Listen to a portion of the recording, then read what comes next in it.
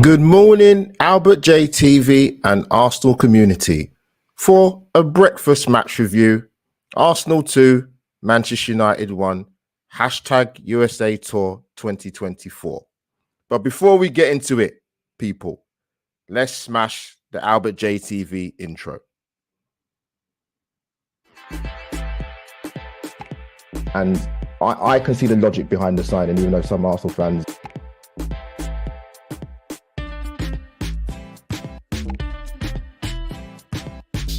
we actually worked a good passage of play.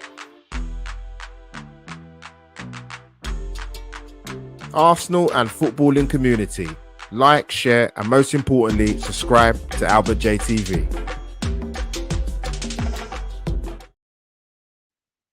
Good morning, Albert J TV and Arsenal community. Let me get the shot right. Yes, match review time. A little bit tired. My appreciation, even though I had it before, for international fans waking up at all hours God sends in the morning, or whenever it is a time difference to watch Arsenal. I think it worked out better for me because it was a weekend and I thought 1 a.m. I thought, you know what? I've watched boxing before, like pay-per-view, like 3-4 o'clock in the morning. Surely Albert J TV can watch his club play at 1 o'clock UK time. So listen, we watched it. Tired, but we'll do a match review for it. Get the usuals out the way, people. Smash the like button for Albert J TV and subscribe to the channel. Also, audio listeners, you will never be forgotten. As I always like to say, this will go out on the Spotify and Apple downloads for a little bit later, or for wherever you get your audio podcast. But I will put something out on social media to follow me on the audio, as well as watching me on YouTube and Facebook Live. Now, I must say, let me say good morning to one of my favorite people ever. Go on, Jenny. I now have seen in the top right-hand corner, because obviously now, when you stream from YouTube to Twitter, you have to pay a fee now. Unfortunately, but it happens. But yeah, I can see it's actually officially live on Twitter now, so I'm very happy about that. Sorry, let me rephrase that. Twitter/X, whatever way you want to call it. But like I said, do the obligatories, people, and subscribe to the channel. Big up to Jenny in the chat on this Sunday morning. Well, another 23 minutes left, but yeah, listen. One thing I do like to kind of take a bit more notice of and a bit more awareness of is, and I guess it's just a time thing as a content creator, really, but you know, you put the work in, you do your due diligence. And I often get told by many people who do follow the sort of the Arsenal youngsters through the academy, which will touch on certain players. There is some talent coming through. Whether they make that crossover from being talented youngsters and making an impression in the first team is down to those individuals, and also the manager in terms of Mikel Arteta giving them a chance. But we've seen a lot of academy players and young players go on this trip and tour of USA. And from what I hear, from what I've seen, obviously watching the game yesterday and seeing the highlights of the Bournemouth game a few days before, we got some really, really promising youngsters, man. But whether they actually make that step up is another thing. Go on, Russ. Yeah, Russ and Jenny. I think I did tell you. I'm not too sure. I did get a ticket for Wolves in the ballot, and I also got a ticket for the ballot for Brighton. To get 2 in a row is really, yeah, before balls kicked is quite rare. So I think I might have possibly used up all my luck for the rest of the season, but time will tell. Man, you know what? I've got to say this before I start about to Arsenal. Big up to Matthew, Russ, and Jen in the chat. I was watching I see some of the preseason highlights of other games. There was an almighty tear up in, is it West Brom in versus Mallorca? Oh my God, there was right hooks being thrown, left hooks. There was skirmishes. I was thinking, I know preseason can get a bit spiky, but not to the point where you feel you're watching subscription to a boxing match. It was mad. I couldn't believe what I was seeing, man. Proper right hook from the West Brom player. I don't know what his name was, but yeah, man. I'm thinking, wow, preseason's mad. But people, let's get into it. The first thing to start off really with is team lineups. So as we saw it come through, we are Carl Hine in goal, Ben White, Ewan Timber, Aiden Haven.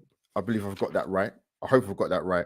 Zinchenko, Jorginho, Ethan and Wary, Erdegaard, Nelson, Trossard, Jesus, and a very, very packed bench. Obviously, we've welcomed back. Let me stop talking because I think Suri's got there. But welcome back to, obviously, I think they've had one training session between Gabriel Martinelli, Gabriel Margulies, and also Kai Havertz joined up with the squad. But yeah, there's a lot of youngsters, man. Even for the United side, there was a lot of academy players. But you expect this sort of during preseason because, like I mentioned before, when I was on Tom channel, Good and Talk TV, big up Tom, man. No 8 a.m. show this morning, man. The guy's probably knackered, cream crackered. But with obviously the Copa America and the Euros, players came back very, very late, very late. So he was also always going to get a mixed bag of players going on tours and preseason tours. I think we got Liverpool on the 31st of July, if I've got that right. I might not be able to do that game just purely because the time difference of the work in the week. But yeah, that's his team lineup. So I was keen to look at some of obviously the youngsters that have obviously coming through our academy. Let me get that back off the screen. I can find myself a minute. There we are. That beautiful beautiful overlay of Martinelli there, which we'll talk about. But and I'll come to chat quickly, guys. Chuck in any questions. I'll give you a warning sign if you want to chuck in in. But yeah, listen. What sort of watching the game? I thought United started really, really well, man. I thought there's much more on the front foot than we were. They seem to build up some really good patterns of play and a lot of pace in their side and a lot of the youngsters who I'm not familiar with. But we go 1-0 down to quite a really poor goal, actually. You can look at it from two ways from an attacking point of view. The first time ball over the top from Marcus Rashford to Rasmus Højlund. Aiden Haven, yeah, I got it right. Yeah, he just got caught. I actually thought he got caught initially from the pass going over the top, but I thought Højlund still had a lot of work to do. But he's kind of paced and muscled him a little bit. And Carl Hines got to do better with the goal there. I mean, it can happen, the ball goes through the goalkeeper's legs, but you've got to do better in that situation. Let me adjust my camera a tiny bit. That's better. But yeah, it's a poor goal to concede. But I have to say, and I don't know what you guys thought who watched it in the chat or watching this back or you watch it live now. I thought from when we went 1-0 down, I thought we responded really, really well. I have to say this year, when I was watching the game this morning, I did watch the game through other means necessary. If you reading between the lines, people. So you put it this way, it's a very biased Man United look in regards to the game. That's what I will say. Because some of the things I was hearing, I was like, are we watching the same game? But yeah, Arsenal responded really, really well from going 1-0 down. And I thought we passed the ball really, really well. And actually what we did, I know it's only pre-season, I liked a lot of the one touch, two touch, because that's someone taught, as you get taught as a kid playing football, the ball moves quicker than you, man. One touch, two touch football is so effective. It pulls players out of position. You transition the ball a lot quicker. And I'm hoping to see a little bit more in that quicker transition come the start of the season and sort of the first 3 months going into the rest of the season. Because it was really, really good. I thought we responded well. Big up to the young centre back. He's only 17, Haven. And to have that mistake, and then the way he played afterwards, receiving the ball in dangerous areas, very comfortable on the ball, bringing the ball out of defense. I thought it was really, really, for 17 years of age, man. Really, really showed a lot of maturity, and he didn't hide. He didn't hide after the mistake, which is really, really good to see. But yeah, I thought we possessed the ball really, really well, man. A lot of talk's been spoken about a particular player, which I'm going to get him up on screen in a minute as we speak. Ethan Anweri. Now he's only 17. I saw clips of him during the European Championships, the under 17s. He scored a wonder goal, actually. I think was it against France?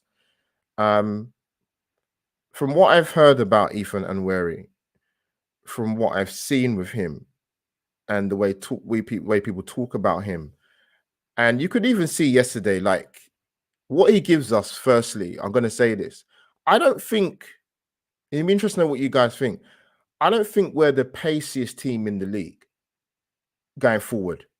You can talk about it defensively, but I'm talking about going forward. Because if you take Martinelli out of our side, Saka's not a slouch, but he's not lightning quick. Jesus has got a good turn of pace, but he's not lightning quick. Havertz is quite deceptive. But in terms of out and out pace, stripping a defender over 40, 50 yards, I don't think we have that. But what he does give us, Ethan Anweri, is very good pace, but also great touch on the ball, technically very good. Got an assist for the goal for Jesus.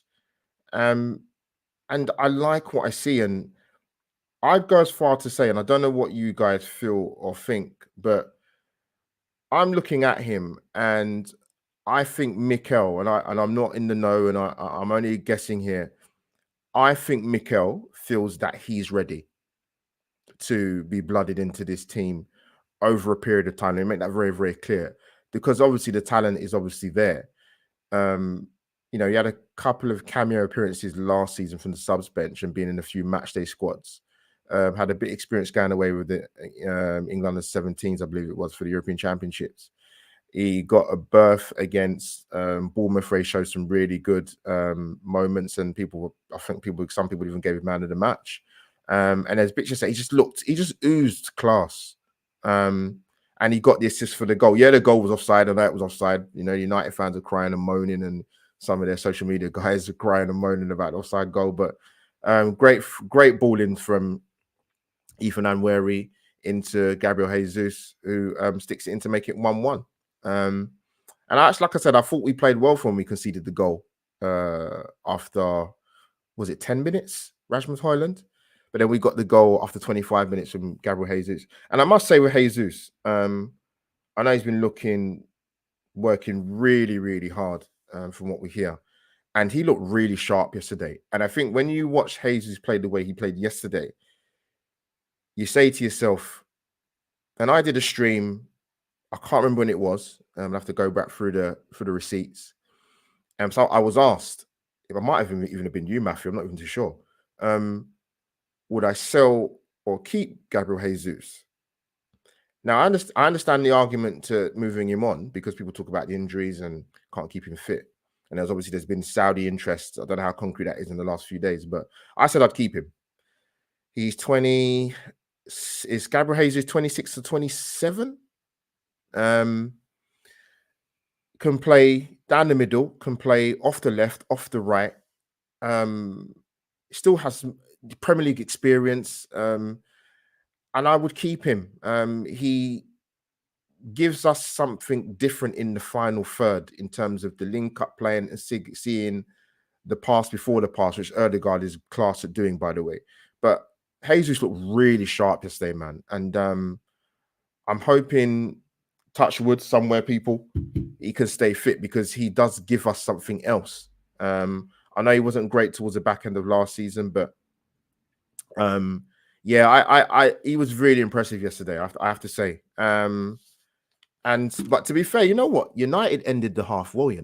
I thought we were quite dominant for 25, 30 minutes. I thought we passed the ball really well, but I saw that last 3 or 4 minutes before half time, and United had a couple chances. I think the save from Carl Hein. But yeah, we went in at 1-1. But what I expected at halftime, and I think many people expected it, to be honest with you, was there would be a lot of changes. And there were. I think United made, if I'm right, I think did they make like I think they made 10 changes. I think they said they made at halftime. So you saw the likes of Johnny Evans come on. You saw, what's the other guy's name again? Anthony came on. I've got my notes here. But Tommy Eriksson, Arsenal brought on, obviously Josh Nichols, Partey, Lewis Skelly, sorry, Fabio Vieira, and obviously Gabriel Martinelli came on. And Salah Adine, who we'll touch on a little bit as well. But let me come to the chat quickly, people. Don't get your comments up, man. Let me keep your comments up. Let me go to them. Here we go. Good and Russ. Those players come at premium. Albert, Mbappe, William Sesko, Osherman, etc. Players to score in their own. With the Sesko thing, quickly, I could see why Arsenal were interested, because it's kind of ones where you get him now and you don't have to worry about paying probably more than double the price when he does hit the ground running. So I won't say I'm sure he will do, but he's got good attributes. But for me, my exact words about Benjamin Sesko were probably more of a Caribbean phrase. He needs a bit more seasoning. So he stayed obviously where he is, and still young. He's still young. And for me, he still needs a couple more. He needs a few more years, Benjamin Sesko. Because I saw him in Euros, I thought, raw potential there, but I still needs to me. He needs to still play a lot more football. For me personally, come to the chat again quickly. Matthew, what are you saying, bro? I've always said to keep Jesus purely just because getting elite number 9 is tremendously difficult. Yeah, many people know who I personally want if Arsenal going to go down the striking route, and that's Victor Gyökeres. I think the release clause has been more or less the same since I heard about it in December last year, which is about, let's say 100 million euros or British pounds, or whether you look at it, 87 million. I mean, it's not my money. I can't. I bet if it was, I probably would pay it. But it's going to be hard. I don't know if Arsenal actually are realistically looking at him. I think there definitely is an interest there, but Gyökeres for me is the one I would definitely love Arsenal to bring to the club. That's not a slant on Watkins or Tony, but Gyökeres for me is the one, man, 100%. The McManus gaming, big up to you, man. I keep Jesus, but keep him as competition for Saka. We still need a striker. Yes, we have Havertz, but he's not a striker. And that's the thing, like with Havertz, and you guys would have seen Euro 2024, he alone could have been top goal scorer in that tournament. He had a lot of chances in that tournament to score more goals than he did for Germany. I think he ended up scoring 2. To me, he should have had about 5 or 6. Havertz, listen, he hit double figures last season for goals and assists, and I expect exactly the same this season. Standards. But yeah, for me, we need a striker. What I would say to Arsenal fans with that though is, if we don't get one, prepare yourself now. Sorry, for if we don't get one. I don't know, man. Something just telling me. But no, I hope maybe Arsenal prove us wrong. I don't know. Maybe they are. Maybe they're not. Fabio Vieira. Yeah, I saw a few people tweeting today. Okay, Tom did this the other day, but yeah, I think with him, this is definitely people might have said it's a make or break last season, but he was injured for a proportion of it. But yeah, he needs to step up big time, man. Because there might be games where Erdegaard, who looks sharp, by the way, obviously he didn't go to the Euros, looks a lot more fresh. His ability to see a pass is just insane, absolutely insane. But yeah, we need to see more from Fabio Vieira, man, seriously, because we need, we talk about quality of squad depth, but if you're going to come in, you need to come in and make an impact, hit the ground running. I mean, Leandro Trossard is the best example probably in the Premier League, as well as just being at Arsenal, to have the goal return he had last season. And he didn't actually start many games from the start. Is an incredible return. What was it? Was it 17 goals in all competitions? Incredible for a guy that doesn't start every week. Yeah, you know what it is? I've had this conversation with many people about Vieira. I mean, Bernardo Silva's not a gym rat, is he? But I understand what you're saying, but I just, yeah, it'd be interesting to see how much game time he gets this season. But yeah, listen, Ethan and Wery, man, I'm really looking forward to him. I think Mikel thinks he's ready. Personally, I don't know. You guys might disagree, disagree. I'm not too sure, but guys, I'm just about one other player actually. Actually, no, I'm going to come to him last actually. But listen, I think the Gabriel Martinelli. Let's talk about him. Let's talk about Gabriel Martinelli, who I've got in my overlay. Look at his beautiful smile. Look at him. to my left as you look at the screen, right? Is I've got that right?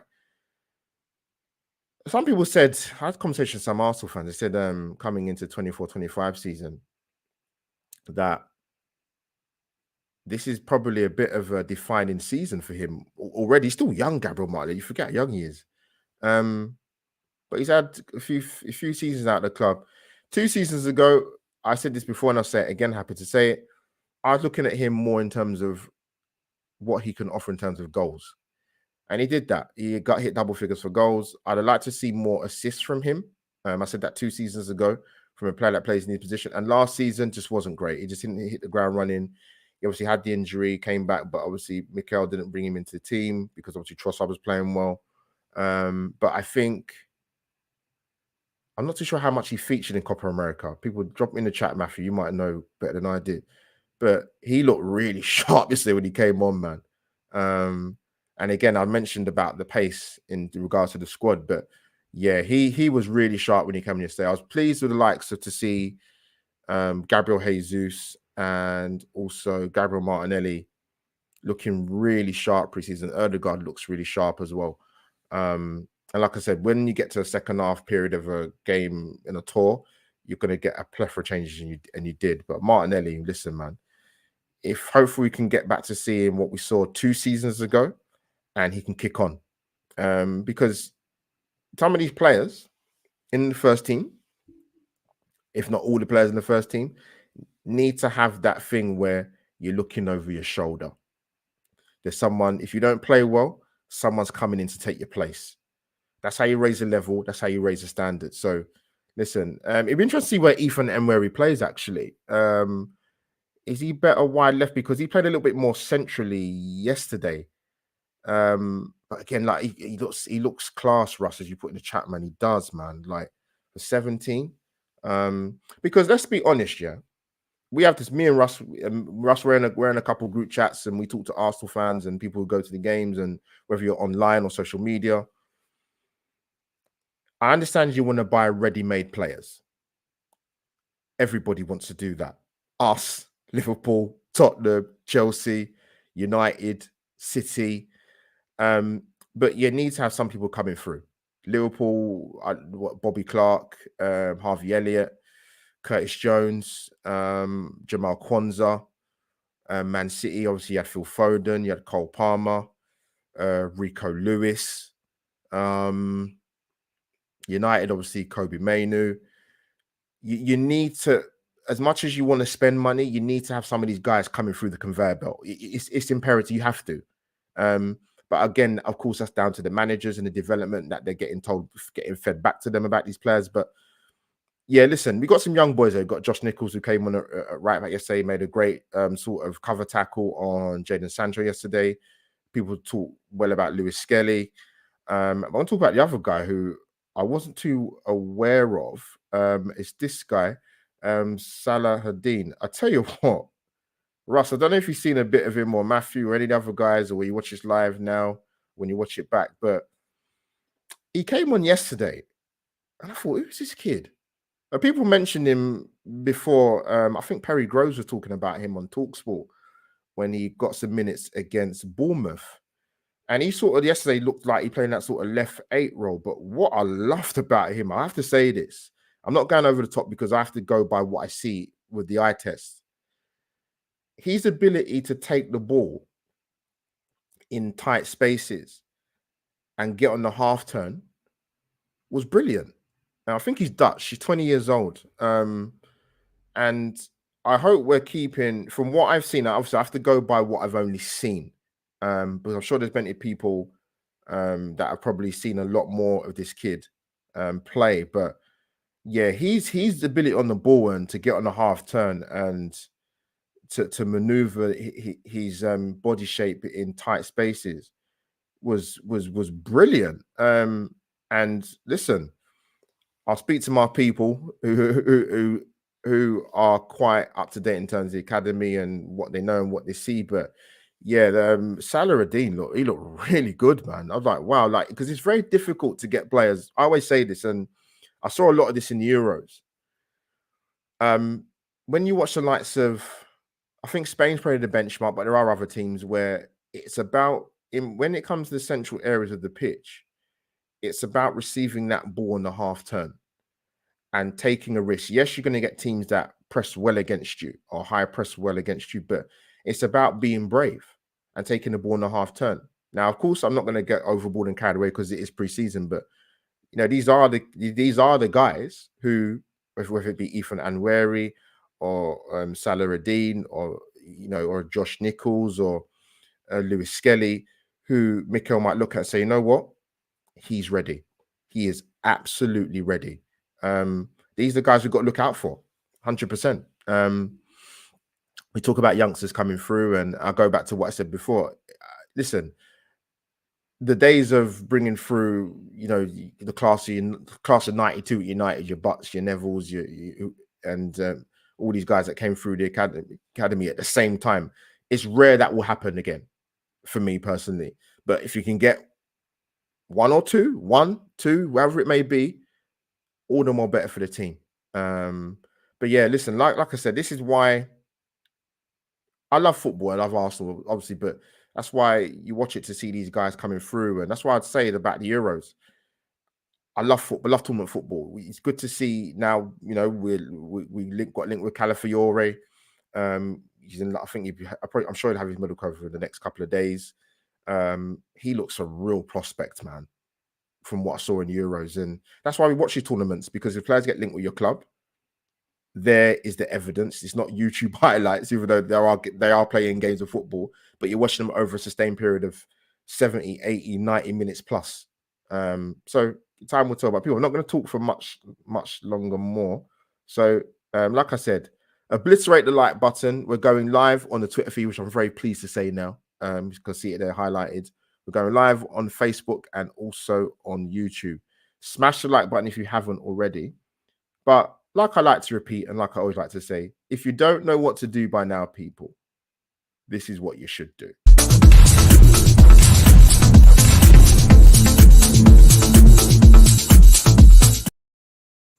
And there you have it, people. Mash up the like button, man. But yeah, we obviously saw the end of the game. We actually won the game 2-1, people, as you saw. But they did the penalty shootout regardless. Yeah, I mean, it's a weird concept, isn't it? To win a game of football and to do a penalty shootout afterwards. But big up to the American fans over there, man, because some of the prices I'm hearing about in terms of what they're charging for the tickets, wow. And I was on the Gooner Talk TV the other day with Sophie Potsy, and they're talking about obviously the empty seats, and I don't know how well in terms of preparation they could do this tour. Obviously, because we had players coming back very, very late, and just obviously from what I hear in terms of price of the tickets over there to go and watch, whew, wow. Trust me, yeah, we can complain about ticket prices here, but I mean, these guys don't get to see the players play in the flesh very, very often. So yeah, fair play to the American goons that turned out there, and obviously some of the UK guys over there. I know Judges over there doing his bit there with FTV, but yeah, people, let me come to the chat quickly. Doug, you timed it well, but not well, mate. Lots of love to you, mate, because I'm about to shoot. But I love the Euros. It's brilliant. Absolutely brilliant. Here we go. Jenny, there you go. Our friend Lawrence lives in USA. Oh, dear. Man. Because the thing is as well, and Jenny, you make a good point, because it's not like all these American fans live close to the Sophie Stadium or what's the name of the stadium they play when they play Bournemouth? Was it the same stadium or a different stadium? I'm assuming it's a different one. Like, these guys are going to have to get flights to get to the games as well as the ticket for the price. Yeah, listen, if you've got the money, you can do it, and it doesn't leave you bankrupt, then do it, and you love your club and you follow them. But it's tough, man. It is tough, absolutely. But Yeah, love the Euro, Jenny. Big up, Jenny. And also, obviously, people know me very well. I love my sport. So to be watching the Olympics has been absolutely fantastic. Come on, Team GB. Let's ramp up the medals and get even more. But for me, I'm a big athletics fan, so can't wait for that to start. Absolutely can't wait. Yeah, the medals look brilliant, man. Oh dear. But yeah, people, that's Albert J TV. We are logging out for this match review.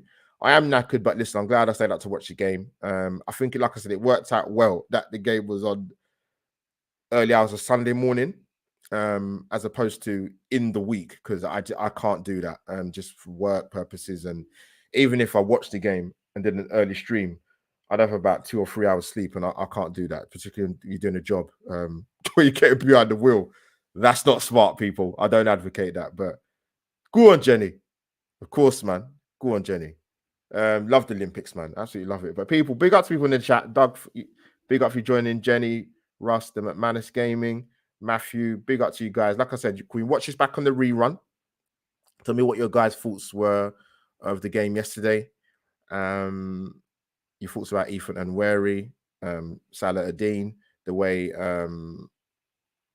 Iden Avon bounced back after the mistake for the goal. Tell me your thoughts, man. Tell me your thoughts. And obviously, we've got players coming back as well. Still work to do in the transfer window. There's talks about Mikel Moreno. There's talks about Gyökeres. I'm sure Arsenal. I'd be shocked actually if there's not a couple more incomings. Just get that central area dealt with properly. There's rumors about Fabian Ruiz, who I absolutely love. I think he's a brilliant footballer. Even before he joined PSG, liked what I saw at Napoli. He was linked with him before. There's talk about a loan with obligation to buy. If that's true with Fabian Ruiz, absolutely snap your hands off. I would defy any Arsenal fan to pass up that opportunity if it's true. But people, smash the like I said, all the listeners, it's all put out on Spotify and also on the Apple download and Google and wherever you find your podcasts. But that is me, your host, Albert JTV, for the US Tour match review, Arsenal 2, Manchester United 1. I will see you soon, very, very soon. We're over and out. Enjoy the rest of your Sunday, people.